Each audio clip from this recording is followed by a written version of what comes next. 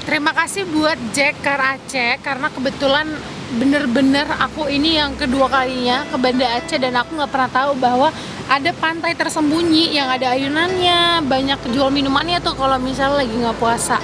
Jujur buat abangnya, Bang Indra yang udah nemenin kita hampir seharian ini karena ini udah mau buka bentar lagi kayaknya. Terus Bang Indra juga ngasih tahu nih spot-spot yang jarang didatengin orang lain. Contohnya di sini. Jadi jujur untuk harganya juga murah. Kalau misalnya kalian datang ke Banda Aceh itu kalian harus banget rental di Jekar Aceh gitu. Ntar nomornya aku tulis di bawah. When you're in danger, take a look all around, and I'll be there.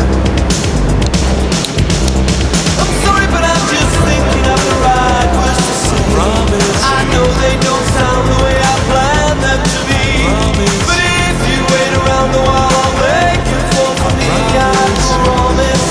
I promise you I will.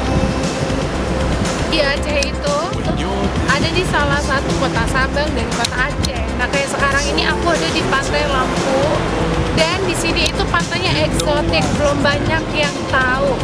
Terus juga ada Pulau Kapu dan banyak lainnya. Contoh pantainya seperti ini.